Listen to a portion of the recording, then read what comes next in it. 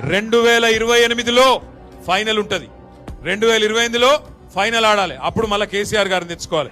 ఇప్పుడు సెమీఫైనల్ ఉంటది జిహెచ్ఎంసీలా.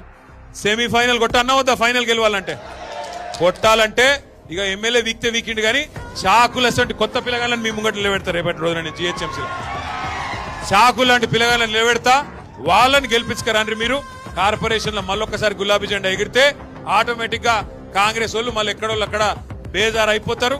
దెబ్బకు మళ్ళా వాళ్ళే తటపార వారేసే పరిస్థితి వస్తుంది.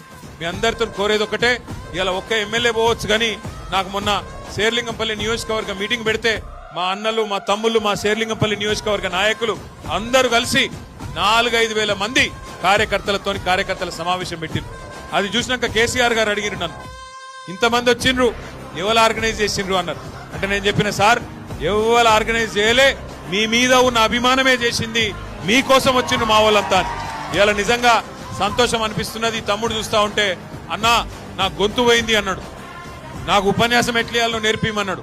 ఉపన్యాసమే కాదు, రేపటి రోజున మంచి చాకులు లాంటి మా యువకులు, మా అన్నదమ్ములు ఎవరైతున్నారో మీతోని రేపు రాష్ట్రంలో మళ్ళొక్కసారి భారతదేశం మొత్తానికి పరిపాలన ఎట్లుండాలనో కేసీఆర్ గారి నాయకత్వంలో మళ్ళీ చూపెడతాం.